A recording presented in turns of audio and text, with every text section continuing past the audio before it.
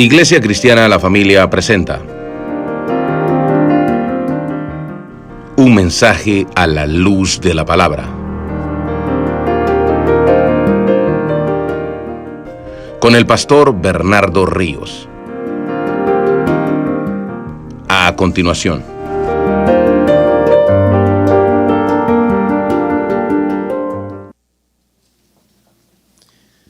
Efesios capítulo 3, versículo 1, puestos en pie, si es tan amable, si no tiene algún problema, si no puede, no se preocupe. Sabemos que a veces por cuestiones de salud no se puede estar en pie mucho rato. Efesios 3, 1. Leemos la palabra y dice así: Por esta causa yo, Pablo, prisionero de Cristo Jesús, por vosotros los gentiles. Solo leemos el verso 1 y oramos. Te damos muchísimas gracias, Padre. Qué oportunidad tan maravillosa de poder continuar con este estudio de la Epístola de los Efesios. Habla nuestras vidas, edifícanos para poder aprender y vivir para hacer tu voluntad y darte a ti la gloria. Los predicadores, Señor, a veces nos sentimos pequeños ante la gran responsabilidad de enseñar tu palabra. Rogamos tu ayuda, sin ella no podemos hacer nada. No solamente la gracia para poder nosotros comunicar, pero también, Señor, la sabiduría, la autoridad, para poder, Señor, llegar, Señor, a cada corazón. Tu Espíritu Santo abra cada corazón, cada mente, y estemos atentos a tu palabra. En Cristo Jesús, amén. Amén. Pueden sentarse, hermanos, muy amables. Muchas gracias por estar en pie. El día de hoy, hermanos, vamos a hablar Efesios capítulo 3, del verso 1 al 13. Así que saque su Biblia, prepare sus marcadores y marque esa sección, porque vamos a estar entonces en esos 13 versículos de la epístola a los Efesios. El tema, hermanos, lleva por título El misterio del Evangelio. El misterio del Evangelio.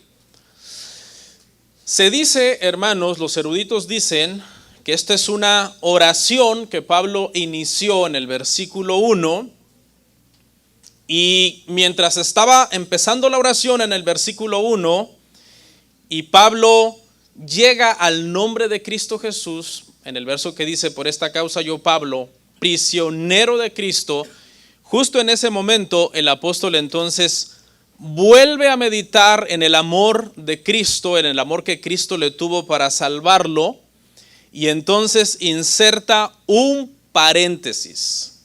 Antes de continuar con esta oración que ha comenzado, inserta un paréntesis que va desde el versículo 2 hasta el versículo 13, que es la sección que vamos a estudiar hoy. Haga de cuenta entonces que el apóstol comienza a orar en el verso 1, luego se desvía, por así decirlo, de su oración, inserta este paréntesis del verso 2 al 13, que es lo que vamos a ver hoy, es decir, vamos a estudiar un paréntesis, por decirlo así, y luego en el versículo 14 resume su oración, continúa con la oración que deja pendiente. Por ejemplo, lo invito, si usted tiene la Reina Valera del 60, que es la que yo uso para predicar, usted se va a dar cuenta que esta expresión, por esta causa, del verso 1, se repite en el verso 14. Véalo. ¿Qué dice en el verso 14? Reina Valera del 60, por esta causa. Es decir, como que vuelve y retoma en el versículo 14 lo que había comenzado a decir en el versículo 1. Ahora, una pregunta interesante para poder estudiar, hermanos, este paréntesis de Pablo es: por cuanto Pablo va a reforzar algo que ya dijo, porque eso es lo que vamos a ver hoy, es un paréntesis para reforzar algo que Pablo ya dijo, la pregunta sería: ¿qué es lo que Pablo ya dijo? ¿Qué es lo que va a tratar como de reforzar y llevarnos a una mejor comprensión de? Bueno, lo que Pablo ha dicho es precisamente lo que vimos en nuestro último sermón. Efesios capítulo 2, versículo 11 al 22, que fue nuestro último sermón de Efesios. ¿Qué estuvimos aprendiendo en ese pasaje? Bueno, estuvimos aprendiendo en ese capítulo 2 sobre la unidad o la unión de judíos y gentiles en un solo pueblo, un solo cuerpo. Actualmente Dios tiene un solo pueblo, ¿ok? Ese pueblo se llama la iglesia. Ese cuerpo es el cuerpo de Cristo, y eso es entonces lo que Pablo ha dicho en el capítulo 2, versos anteriores. Ahora, Pablo en este paréntesis va a reforzar lo que ha dicho, y es muy importante. Este tema que vamos a ver el día de hoy, hermano, yo creo que puede ayudar mucho en el entendimiento a aquellos hermanos que de repente batallan con esta situación de que qué papel juega la iglesia delante de Dios, qué papel juega Israel como nación delante de Dios, o los judíos como un pueblo étnico delante de Dios. Vamos a ver 4 puntos, hermano. 4 puntos. Primero, vamos a ver el encabezado: Pablo, prisionero de Cristo. Efesios 3, del 1 al 2. En el segundo punto, vamos a ver el misterio que le fue revelado a Pablo. ¿Cuál es este misterio del que Pablo está hablando?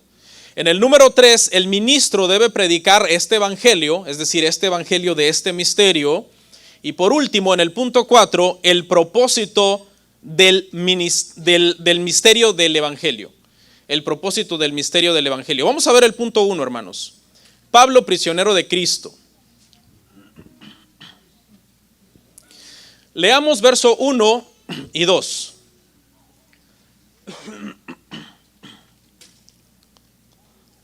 Por esta causa, yo, Pablo, prisionero de Cristo Jesús, por vosotros los gentiles, si es que habéis oído de la administración de la gracia de Dios que me fue dada para con vosotros. Okay. La primera parte en este encabezado que vamos a estar estudiando es cómo Pablo se consideraba un preso de Cristo, un prisionero de Cristo. Pablo está a punto de aclarar una verdad muy revolucionaria, algo que era nuevo, algo que nunca se había oído ni se había comprendido de esa manera. Y Pablo considera muy prudente recordarles a los hermanos quién es él. Él les dice: yo, Pablo. Y ya ustedes conocen las credenciales del apóstol Pablo. Un fariseo celoso en cuanto a la ley, que el Señor llamó por su gracia para entonces ser un apóstol a los gentiles. Pablo está tratando de ratificar su autoridad para que puedan entonces recibir este mensaje. Se presenta a sí mismo, hermanos, como prisionero de Cristo Jesús por los gentiles. Sabemos que está preso en Roma. Eso es lo que creemos cuando se escribe esta epístola, la epístola de los Efesios, que es una de las epístolas de la prisión. Entendemos que Pablo está preso en Roma, está bajo arraigo domiciliario, está en una casa alquilada, tiene ciertos privilegios, puede recibir algunos amigos, algunos hermanos que le visitan y lo acompañan por periodos de tiempo en ese arraigo domiciliario que él está encadenado a un soldado romano. Está preso, tiene ciertas libertades, ciertos privilegios, pero al mismo tiempo no es libre de poderse ir, porque está de alguna manera esperando a ir a un juicio. ¿Por qué? Porque él había apelado a César, ¿se acuerda? En el libro de los Hechos, él apela a César. Tras apelar a César, entonces es llevado a Roma, llega, es establecido en esta casa, y entonces por eso es que Pablo se identifica a sí mismo como prisionero de Cristo. Había sido arrestado por acusaciones judías, no se consideraba un preso de los judíos o un prisionero de los judíos. Había sido encarcelado bajo la autoridad romana, no se consideraba un prisionero del imperio romano. Había apelado a César, pero no se consideraba un prisionero de César. ¿Se consideraba prisionero de quién? De Cristo. ¿Por qué? ¿Acaso Cristo fue y le puso las esposas a Pablo y lo puso preso? ¿No fueron los judíos los que lo acusaron? ¿No fueron los romanos los que lo prendieron? ¿No fue César de alguna manera el que lo tenía en esa cárcel esperando juicio? Lo que pasa es que Pablo no ve el estar preso como un problema. ¿Okay? Por eso es que él no se considera preso de todos estos enemigos que de alguna manera lo habían llevado a la cárcel, sino que Pablo considera el estar preso como un privilegio. Y por eso es que él dice, yo soy prisionero en realidad de Cristo. En realidad detrás de todo esto que está pasando, que aparentemente una turba de judíos casi me mata en Israel y que unos soldados me llevaron custodiado por ese viaje que casi muere también en ese naufragio que tuvo, él no está diciendo, yo soy una víctima de todo lo que me está pasando, más bien esto es un privilegio. Soy prisionero de Cristo. Y yo creo que aquí hay una lección, hermanos, y la lección es que deberíamos de aprender a ver a Dios, aprender a ver la voluntad de Cristo detrás de todo lo que nos pasa. Hay cosas que nos pasan que no son necesariamente muy placenteras, que digamos, pero entendemos que detrás de todas esas cosas está el Señor, ahí está Cristo orquestando todas las cosas. Este pensamiento creo que nos debería de ayudar a no sentirnos entonces como víctimas. Pablo no está en una posición de víctima. Pobrecito de mí, cómo sufro aquí en la cárcel sin haber hecho nada. No, yo soy prisionero, dice él, de Cristo. Finalmente todo lo que nos pasa entonces Dios lo tiene bajo control. En 1732, dos misioneros muy jóvenes, escasos 20 años, dos varones de escasos 20 años, salieron de Alemania para irse como misioneros a un lugar donde el cristianismo estaba de alguna manera prohibido. Había un terrateniente en una ciudad que era ateo y se había propuesto no permitir que el cristianismo llegara a ese lugar. Tenía 3,000 esclavos y él se había propuesto que el cristianismo no llegara a ese lugar. Estos dos muchachos, de lo que les estoy contando, es un caso de la vida real, se vendieron como esclavos a este terrateniente con el fin de poder predicarle a esos 3,000 esclavos que él tenía. Decidieron ser parte de los trabajadores de él para poder predicar el evangelio. Creo yo, viendo que Pablo se consideraba preso, no de Roma, sino de Cristo, creo que bien podemos deducir que estos dos muchachos se consideraban esclavos en sí de Cristo y no tanto de este hombre. Porque la causa que ellos tenían era la de predicar el evangelio. Dice Pablo, si es que habéis oído de la administración de la gracia de Dios que me fue dada para con vosotros. Pablo se considera un administrador de esta gracia, de este ministerio.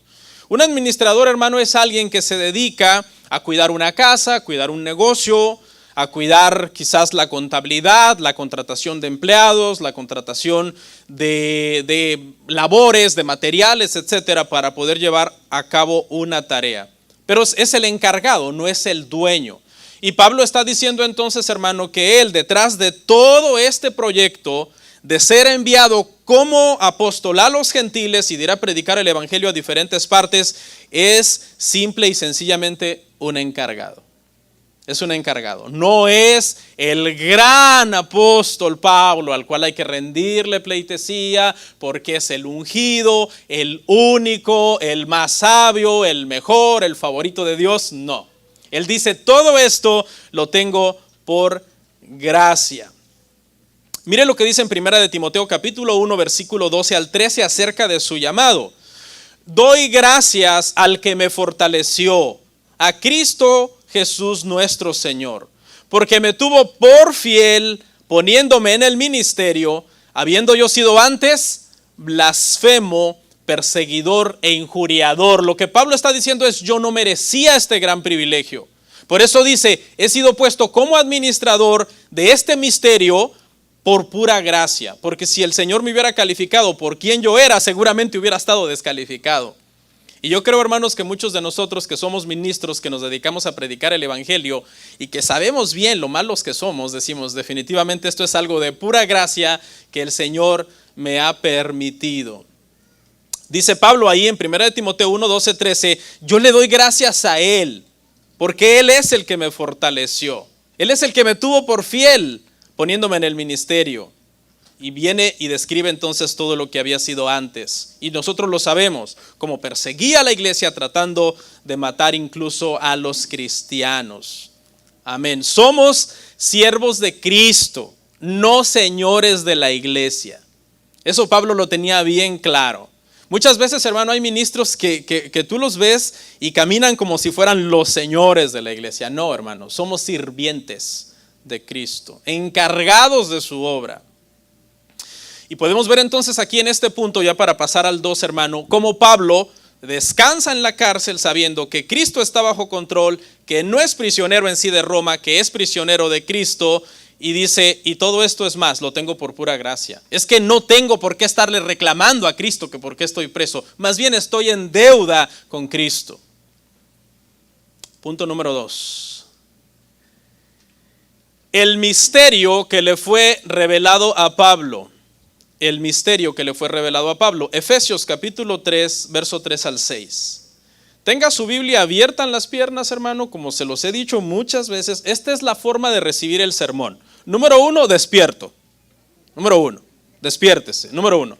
Número 2, tenga su Biblia abierta en sus piernas y váyame siguiendo en la predicación. ¿Sí? Por favor. Lea conmigo Efesios 3 del 3 al 6.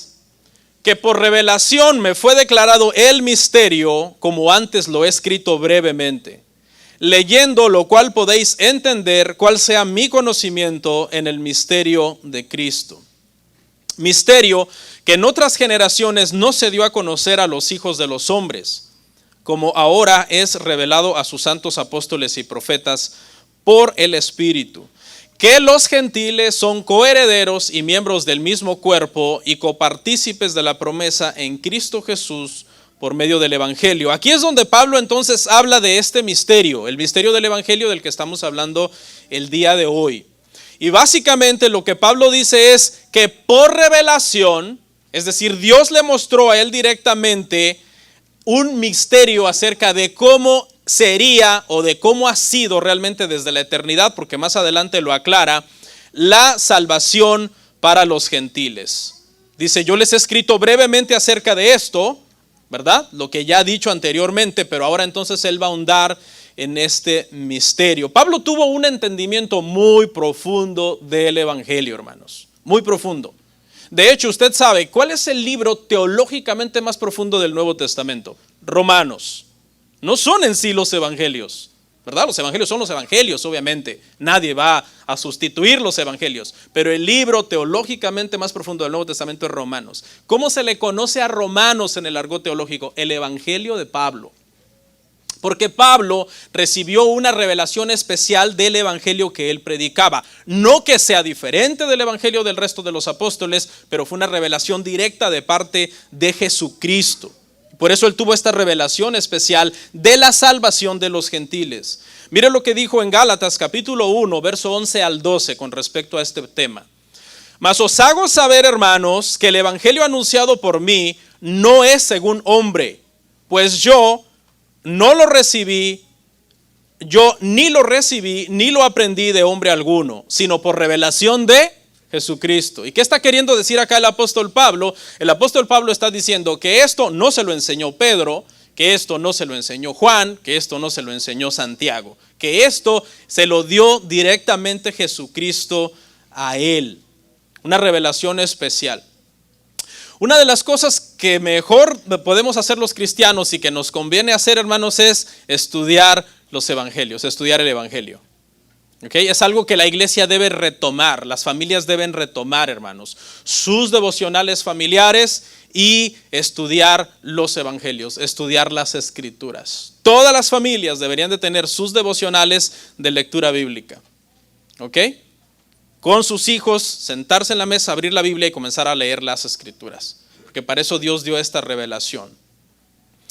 Misterio que en otras generaciones no se dio a conocer a los hijos de los hombres. Acuérdese, esta palabra misterio, cuando aparece en el Nuevo Testamento, la palabra musterión, es la palabra griega ahí, se refiere no a algo esotérico, hermano, no a algo místico como mucha gente lo entiende hoy, ¿no? Sino se refiere simple y sencillamente a algo que en el Antiguo Testamento no fue declarado y que ahora en el Nuevo Testamento es declarado. Y queda entonces ya como desvelado, ¿no? Se quita el velo, porque eso significa revelación. ¿Qué es revelación? Revelar es que algo está detrás de un velo y el velo se corre y entonces se ve lo que está detrás del velo. Pablo ha recibido la revelación de este misterio, Dios le ha revelado a él, le ha mostrado cómo es la salvación para los gentiles. Amén. Y entonces quiere decir que ahora le está aclarando. Cosas que no se entendieron en el Antiguo Testamento, ahora se las está declarando. Les dice, cómo ahora es revelado a sus santos apóstoles y profetas por el Espíritu. Y esto confirma la definición que acabamos de dar de misterio. ¿Qué definición acabamos de dar de misterio? Acabamos de decir qué misterio es en el Nuevo Testamento, algo que no estaba claro en el Antiguo Testamento y que ahora es aclarado en el Nuevo Testamento. Y ve esa parte cómo confirma nuestra definición, porque nos dice como ahora, es decir, en el periodo de la iglesia del Nuevo Testamento, en el siglo I, es revelado a sus santos apóstoles y profetas por el Espíritu. Es decir, varias cosas del Antiguo Testamento los profetas vinieron y dijeron, esto quería decir esto. ¿Ok? Por eso es que cuando nosotros interpretamos algunas cosas que son un poco oscuras o grises en el Antiguo Testamento y las interpretamos a la luz del Nuevo Testamento, son iluminadas. Le doy un ejemplo. Por ejemplo, hay una promesa en Génesis capítulo 12, versículo 3, que cuando Dios se la dio a Abraham, esa promesa, hermanos, no estaba clara. Estaba ahí, pero no era tan clara. Y esa promesa es clarificada en Gálatas. Pero primero leamos Génesis 12:3. Bendeciré a todos los que te bendijeren y a los que te maldijeren maldeciré. Y ponga atención a esta parte. Y serán benditas en ti todas las familias de la tierra. Ese pasaje no está tan claro en el Antiguo Testamento. No está tan claro. Los judíos lo habían entendido como sí, pero ahora para que seas hijo de Abraham, parte de la familia de Abraham, debes ¿qué? Ser un prosélito judío. Circuncidarte, pasar a ser étnicamente hablando judío por la circuncisión y entonces recibirás las bendiciones de Israel. Eso no estaba tan claro, ¿sí o no? Entonces vienen los apóstoles y los profetas en el Nuevo Testamento y aclaran bien qué es lo que eso significa. Y mire lo que dice Gálatas 3:8. Y la Escritura, previendo que Dios había de justificar por la fe a los gentiles, dio de antemano la buena nueva a Abraham. En ti serán benditas todas las naciones. Ok, ponga atención ahí a la expresión la buena nueva, porque es exactamente la misma frase para evangelio.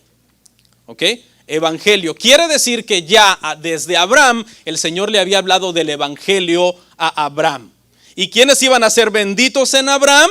No los que se circuncidaran, sino los que creyeran de la manera que Abraham creyó. Y creyó Abraham a Dios y le fue contado por justicia. Génesis capítulo 15, versículo 6. Entonces, esa misma fe de Abraham es la fe que se extiende entonces a todos aquellos que creen en Cristo y pasan entonces a ser benditos por Dios. Nosotros somos benditos por Dios cuando venimos en la fe, por la fe a Cristo Jesús. ¿Qué cosa? Bueno, que los gentiles son coherederos y miembros del mismo cuerpo y copartícipes de la promesa en Cristo Jesús por medio del evangelio. ¿Okay? Esta es la promesa. Por medio del evangelio, los gentiles son coherederos y miembros del mismo cuerpo. Los judíos, hermano, leían Jeremías y Jeremías habla del nuevo pacto. Por ejemplo, usted lo puede leer en su casa, Jeremías 31, 27 al 40. Y los judíos lo entendían así. De hecho, los judaizantes lo siguen entendiendo así hasta el día de hoy. Porque el nuevo pacto dice, y haré nuevo pacto con la casa de Israel y con la casa de Judá.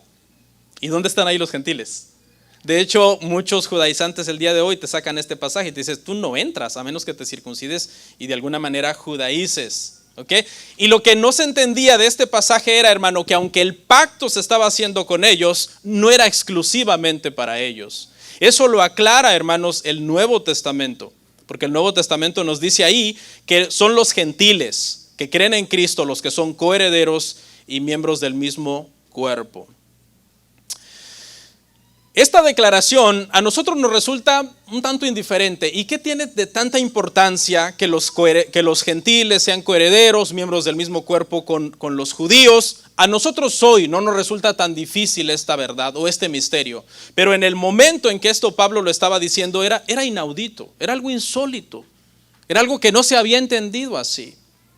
Era tanto como decirle a un hijo de un millonario cuyo padre había acabado de morir, que tenía que repartir la herencia con un pordiosero que su padre había acabado de adoptar unos minutos antes de morir. Así más o menos resultaba de chocante, de insólito. ¿Cómo?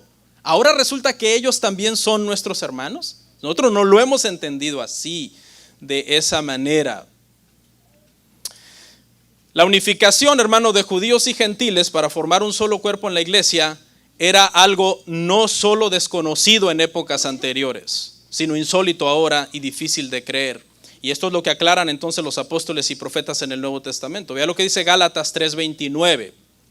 Si vosotros sois de Cristo, ciertamente linaje de Abraham sois y herederos según la promesa. ¿Cuál es la forma de ser hijo de Abraham? La fe en Cristo. Ese es el verdadero linaje de Abraham. Incluso los judíos, descendientes de Abraham, no creyentes en Cristo, están más lejos de Dios que los gentiles que creen en Cristo. Estos son los verdaderos hijos de Abraham. La Biblia es clara en este tema, hermano. ¿Amén? La Biblia es clara en este tema.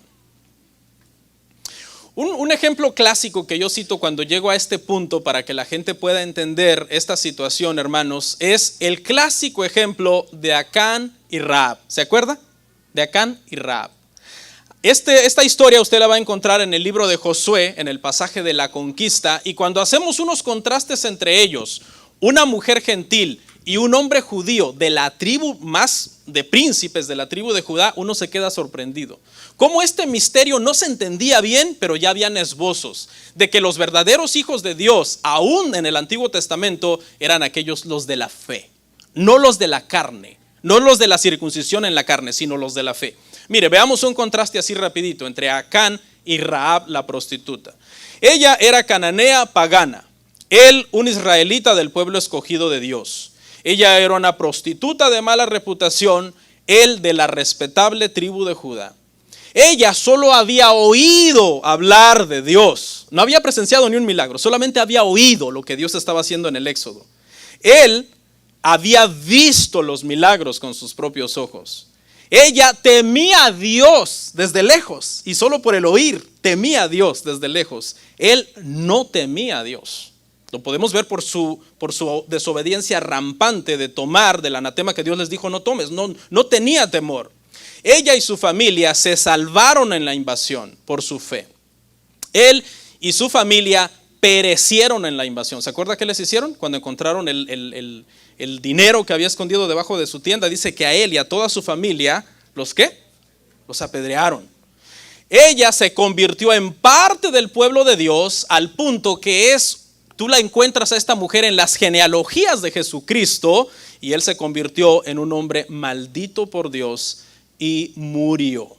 Este misterio entonces que ahora en el Nuevo Testamento se está revelando claramente de que Dios siempre se había agradado de cualquier persona en cualquier nación que le temía a él y que tenía fe en él, ahora Pablo lo está dejando claro con todos los puntos sobre las is para que no quede duda de que el verdadero pueblo de Dios es la iglesia. Yo sé que muchas veces los cristianos viajan a Israel y van al Muro de los Lamentos y van al mar Muerto y bueno, hacen todo ese tour y qué bonito, ojalá yo un día lo pueda hacer. Pero hay mucha gente que lo hace con una idolatría, hermano. Sí, no, voy a ir al pueblo de Dios. No, el pueblo de Dios eres tú. Tú eres el pueblo de Dios. Porque nosotros somos los verdaderos descendientes de Abraham por la fe, hermanos. Y es un pueblo que étnicamente respetamos y debemos amar como debemos amar a cualquier otra nación y orar por ellos como debemos orar por cualquier otra nación. Pero cuidado con esa idolatría que muchas veces, hermano, se mete de parte del cristianismo hacia lo que es los judíos. No, es que ellos son el pueblo de Dios. No, la Biblia dice claramente, el que no tiene al Hijo, ¿no tiene a quién? No tiene al Padre. Y si ellos no creen en el Hijo, no creen en Jesucristo, no tienen al Padre, a Dios, a Yahweh, del que ellos dicen, no lo tienen en realidad. Bueno, hermanos, siempre había sido así entonces desde el Antiguo Testamento. ¿Por qué fue así desde el Antiguo Testamento? Es claro. A ver, ¿quién fue el primer hombre que cayó en pecado? Adán. ¿Ok? ¿Y quiénes son descendientes de Adán? Toda la raza humana son descendientes de Adán. Cuando Adán cayó, Dios prometió un Salvador. Inmediatamente, Génesis 3:15, no existían los judíos. ¿Para quién lo prometió? Para toda la raza humana. Ya luego escogió un pueblo del cual Jesús había de nacer. Eso Dios lo hizo intencionalmente para cuidar de alguna manera una cierta línea genealógica de qué pueblo el Señor había de nacer. Pero ya de ahí ellos lo comenzaron a entender. Nosotros somos los únicos entonces que merecemos la salvación. Y ahí fue el malentendido. Por eso es que este misterio ahora tiene que ser revelado. Por eso es que este misterio ahora tiene que ser aclarado. La caída en Edén afectó a toda la raza humana. Dios prometió un Salvador para toda la raza humana. Y mientras que Dios tenía un trato especial con ellos, cuidando esta línea de donde iba a venir el Mesías, malinterpretaron este cuidado especial pensando que eran los únicos especiales. Cuando en realidad la intención de Dios siempre fue extender su gracia, su amor y su misericordia a todos los gentiles, tal y como lo hizo con Rahab, esta prostituta que creyó en Dios y que no tenía nada que ver con el pueblo de Israel, étnicamente hablando. Número 3. El ministro debe de predicar este evangelio. El ministro debe predicar este evangelio. Efesios capítulo 3, versículos 7 al 9. Del cual yo fui hecho ministro por el don de la gracia de Dios que me ha sido dada según la operación de su poder. A mí, escuche, marque eso, que soy el más pequeño de todos los santos. Me fue dada esta gracia de anunciar entre los gentiles el evangelio de las inescrutables riquezas de Cristo. Escucha marca esa palabra, y de aclarar. La NBI dice, y de hacer entender a todos cuál sea la dispensación del misterio escondido desde los siglos en Dios que creó todas las cosas. En el punto anterior, Pablo trató de explicar cuál era ese misterio. En este punto, lo que Pablo está diciendo es que fue ministro, fue hecho ministro de este misterio. Dios no solo le permitió a Pablo entenderlo, ahora le dijo, ve y predícalo. Y eso era un desafío. De hecho, fue perseguido, usted sabe. Fue perseguido por predicar este misterio del evangelio. Este misterio del evangelio lo llevó a la muerte, de hecho. Los judíos lo entregaron a los romanos. Y en su momento, aunque en su primera vez que estuvo preso, cuando escribió esta carta salió, después entendemos que vuelve a caer preso y es decapitado por Nerón.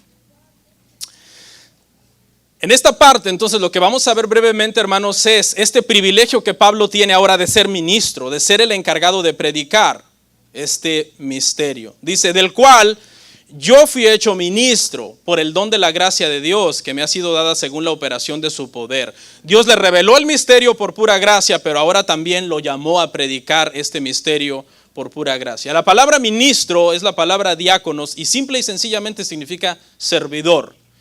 Uno de los usos que tenía esta palabra servidor era alguien que era el que servía las mesas, el que atendía las mesas. Un mero sirviente, un mero ayudante en la casa de un amo, en la casa de un señor. Vea el concepto que Pablo tiene de sí mismo, ¿no?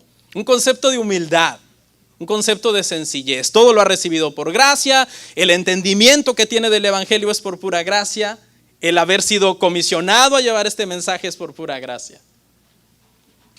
Qué bendición. No somos grandes siervos de Dios, han dicho por allí, ¿no?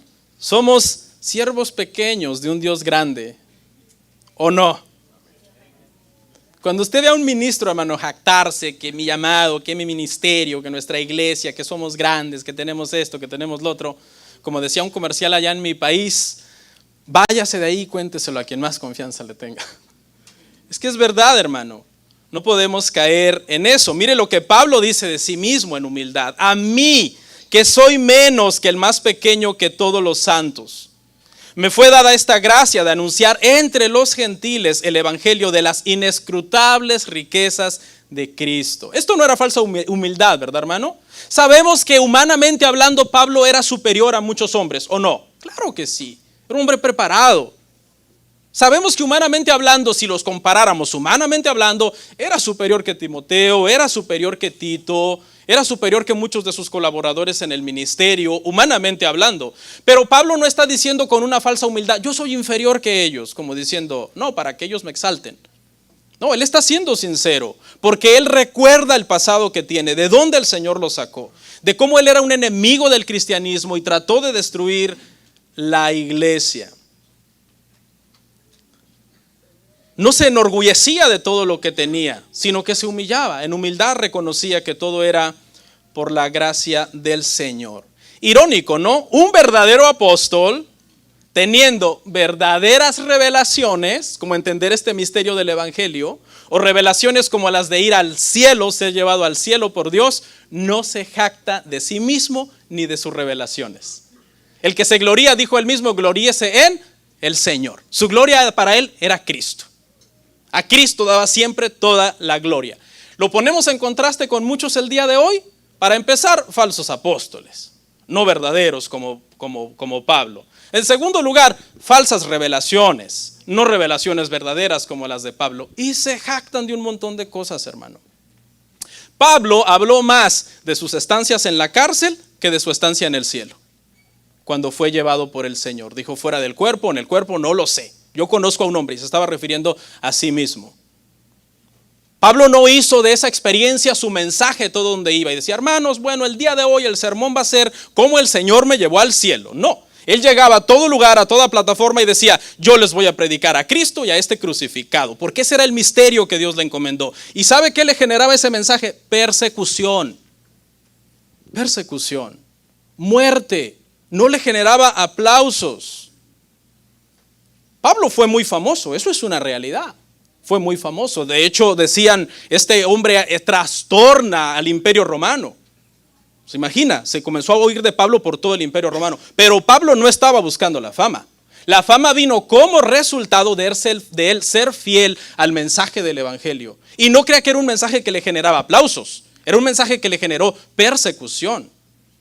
Y que lo acabó llevando entonces hasta la muerte. Y de aclarar a todos cuál sea la dispensación del misterio escondido desde los siglos en Dios que creó todas las cosas. ¿Desde cuándo fue escondido este misterio? Dice aquí, hermano, desde los siglos, es decir, antes de que Dios creara todas las cosas y que Él en su omnisciencia ya sabía que iba a haber una caída de la raza humana. Desde ahí ya Dios había diseñado este misterio de salvar a todos aquellos que creyeran en su Hijo que Él había de enviar para que pudieran entonces ser salvos. Desde la eternidad, dice, se prometió en el tiempo un Salvador. Sí, se prometió en el tiempo. Génesis capítulo 3, versículo 15. Encontramos la promesa en el tiempo, pero encontramos que fue planificada esa promesa desde antes del tiempo, desde la eternidad. Pablo declaraba este mensaje, hermano, al punto que fue el mensaje que lo acabó llevando entonces hasta la muerte. Deberíamos de aprender mucho los que predicamos, hermanos, de la humildad de Pablo. La humildad de Pablo, hermanos, fue un hombre que toda la gloria siempre se la estaba dando a Cristo. Trataba de pasar lo más desapercibido, hermanos, en su sermón. Pablo era muy sabio, era un erudito, ¿no? Era políglota, hablaba varios idiomas, podía contender con los poetas griegos o los filósofos, etcétera, cuando estuvo en la colina de Marte hablando delante de los estoicos, los epicúreos, etcétera. Pero él, ¿qué dijo? Yo me propuse no venir a ustedes con sabiduría, sino predicarles un mensaje, Cristo y este crucificado. Pasaba desapercibido prácticamente. Se dice que en una ocasión, hermanos, un joven se convirtió al Señor y llegó a una iglesia y dijo, quiero dedicar mi vida al Señor, porque me he convertido al evangelio, quiero dedicar mi vida al Señor. Y el pastor de ese lugar le hizo ciertas preguntas, le dijo, a ver, cuéntanos acerca de tu conversión. No, lo que pasa es que yo soy un estudiante y en la capilla de la escuela vino un predicador, predicó, yo le entregué mi vida a Cristo. Y la siguiente pregunta que le hizo el pastor fue, ¿te acuerdas cómo se llamaba el predicador? Y el estudiante dijo, no me acuerdo. Yo lo único que sé es que Cristo me habló. ¿Y cuál es la lección? La lección es que este predicador fue tan bueno que se olvidaron de su nombre. O sea, puso a Cristo en la palestra, en el centro de atención, y cuando tú pones a Cristo como el centro del sermón, tú pasas desapercibido. Alguien dijo por ahí sabiamente, nace, sírvele a Dios, muérete y se ha olvidado. Porque no se trata de buscar gloria para nosotros, la gloria debe de ser toda para Cristo.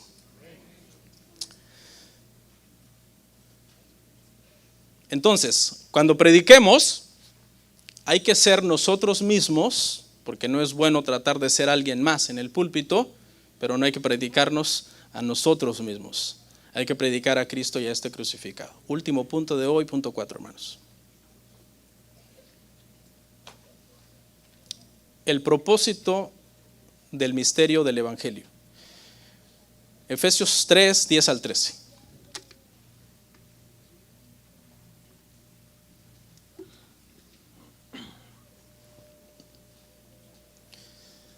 Para que la multiforme sabiduría de Dios sea ahora dada a conocer por medio de la iglesia a los principados y potestades en los lugares celestiales, conforme al propósito eterno que hizo en Cristo Jesús nuestro Señor, en quien tenemos seguridad y acceso con confianza por medio de la fe en Él. Por lo cual, pido que no desmayéis a causa de mis tribulaciones por vosotros, las cuales son vuestra gloria. Una de las cosas, hermano, que termina Pablo entonces diciendo en esta porción es cuál es el propósito de este misterio. ¿Por qué Dios diseñó este misterio? ¿Cuándo lo diseñó? Ya dijimos que lo diseñó desde antes desde antes del tiempo. Dios tuvo esta idea desde antes de la creación de diseñar este misterio. ¿Para qué? Y aquí es lo que Pablo nos va a aclarar. ¿Para qué? Dice, para que la multiforme sabiduría de Dios sea ahora dada a conocer por medio de la iglesia a los principados y potestades en los lugares celestiales. Se lo pongo en otras palabras más sencillas. Pablo está diciendo que cuando la iglesia predica este misterio del evangelio que Dios planeó desde la eternidad, los ángeles adoran a Dios. Los ángeles le dan gloria a Dios. Y lo que reconocen, dice, es su multiforme sabiduría. Reconocen, multiforme quiere decir como algo de muchos colores en un sentido. Como la sabiduría de Dios, hermano, es tan inescrutable, algo que no podemos medir, que no podemos comprender cómo hace las cosas. Pero las hace, hermanos, para su gloria. A ver, voy a ver si no me malentienden en lo que voy a decir, espero que no. Mucha gente piensa, hermano, que la razón principal por la que la iglesia existe es para ganar almas. En sí no es la razón principal. Esa es la razón secundaria. La razón principal por que la iglesia existe es para que Dios sea glorificado. Es la razón principal para la que la iglesia existe. Esa es la razón principal para la que nosotros servimos, para que Dios sea glorificado, para que Él reciba la gloria. Este pasaje habla de que aún los ángeles, cuando nosotros predicamos el evangelio, glorifican a Dios. Hermanos, hay fiesta en los cielos cuando un pecador se arrepiente, pero la fiesta no es en honor al que se salvó. La fiesta es en honor al que lo salvó. Al que lo salvó. Los ángeles le dicen a Dios, gloria a ti, arrojan sus coronas delante de Él y es adorado. Obviamente esto que acabo de decir le cae muy mal a las personas que tienen un evangelio antropocéntrico centrado en el hombre, ¿no? No, es que tú eres especial, Dios no podía vivir sin ti allá en el más allá y por eso mandó a Cristo a morir en la cruz del Calvario por ti, porque es que tú eres tan especial, Dios te ama tantísimo que no podía vivir sin ti, no se imaginaba una eternidad sin ti, te necesitaba junto a Él para poder ser feliz. Por favor, eso no es el evangelio. Dios, el Santo, santo, santo, el Dios trino, que es perfecto en su Trinidad, que es perfecto en el amor entre el Padre, el Hijo y el Espíritu Santo, completo, no necesita realmente, hermanos, a los seres humanos para ser feliz, nos salvó para su gloria. Conforme al propósito eterno que hizo en Cristo Jesús, nuestro Señor. Es el evangelio entonces lo que le da la gloria al Señor cuando nosotros lo predicamos. No es un añadido, porque mire cómo las gentes entienden a veces así el evangelio. ¿Qué es el evangelio? El evangelio es un mensaje que se tuvo que predicar a los gentiles después de que los judíos rechazaron al Mesías. Entonces el Señor pensó como en un segundo recurso. ¿Ahora qué hago? Mi pueblo me rechazó, voy a ir a predicarle a los gentiles entonces para ver quiénes se quieren salvar. No, el evangelio fue desde la eternidad diseñado por Dios para ser la forma de salvación. Gálatas capítulo 3 versículo 8. ¿Qué le fue predicado a Abraham? El evangelio. Desde los tiempos del Génesis capítulo 12 ya se hablaba del evangelio. Las buenas nuevas. En quien tenemos seguridad y acceso con confianza por medio de la fe en Él. Y viene Pablo y pone este sello de garantía. En Él, en Cristo, tenemos seguridad, acceso. Y escuche la otra palabra, y confianza por medio de la fe en Él. Este término acceso, que usted sabe que es la palabra clave en el libro de Hebreos, acercaos, la palabra clave, acercaos ahora confiadamente ante el trono de la gracia para que halléis oportuno socorro. Amén. Pero esta palabra, entonces Pablo ahora la está diciendo que es a través de Cristo tenemos acceso delante del Padre. Porque en la época del Antiguo Testamento, ¿quién era el único que se podía acercar al arca del pacto? El sumo sacerdote. ¿Cada cuándo? Una vez por año. ¿En qué condición? En un estado casi que perfecto, porque si no era consumido por Dios en ese lugar. Ahora no, ahora tenemos entrada, tenemos acceso, podemos venir con confianza delante del Padre por medio de Cristo, por medio de nuestra fe. Y por último, en el versículo 13, Pablo viene y les dice a los hermanos que de alguna manera no tengan tanto cuidado por sus tribulaciones. Él está preso, pero Pablo de alguna manera les está diciendo, por lo cual pido que no desmayéis a causa de mis tribulaciones. Porque ¿por quién son mis tribulaciones? Dice Pablo, por vosotros. ¿Pero para qué? Para vuestra gloria. En otras palabras, para vuestro beneficio. Son para el beneficio de ustedes. Porque, pregunta, si Pablo había sido comisionado a predicar este misterio, pero está preso, ¿cómo se está cumpliendo la comisión de Pablo? ¿Cómo está predicando Pablo? Bueno, resulta que Pablo se ganaba a todo mundo en la cárcel. De tal forma que dice que aún todos los de la casa de César habían escuchado ya el evangelio porque Pablo había estado preso. Para concluir, le voy a contar una anécdota que creo yo que nos puede ayudar entonces a cerrar todo el sermón y a llevarnos a un clímax, pero le aclaro que le tuve que hacer una pequeña adaptación a esta anécdota para que encaje entonces con lo que estamos hablando. Dice que en una ocasión, hermanos, un grupo de soldados que perdió a sus compañeros en un combate llevaron el cuerpo al único cementerio que estaba en el área, y era un cementerio judío. Al enterarse el rabino, hermanos, de la sinagoga cercana entonces a este judío, a este cementerio, se enteró que el difunto no era judío. Les dijo, bueno, lo siento mucho, pero él no puede ser sepultado acá. Los soldados se pusieron muy tristes por esa situación, hicieron lo que creyeron que era lo que seguía y fue sepultar al difunto, pero por fuera de la cerca divisoria del panteón. El panteón estaba cercado y entonces fuera de la cerca, por la parte de afuera del panteón, sepultaron a su amigo y se fueron muy tristes. Al otro día decidieron pasar para dar sus últimos respetos entonces a su amigo que había muerto en combate y resulta que no encontraban la tumba fuera del panteón. Entonces llamaron al rabino, le dijeron ¿qué pasó? El rabino les dijo, bueno, ayer después de que ustedes se fueron, pasé la primera mitad de la noche muy triste por lo que les había dicho. La segunda mitad de la noche la pasé moviendo la cerca. Y movió la cerca entonces para que ahora la tumba estuviera adentro. En algún sentido, hermanos, digamos que eso fue lo que hizo Cristo cuando vino en la cruz. Tumbó una cerca, una línea divisoria que separaba a los judíos de los gentiles y nos dio entonces libre acceso al Padre y nos hizo miembros de un solo cuerpo, el único cuerpo que Dios tiene, que es la iglesia de Cristo. Oramos.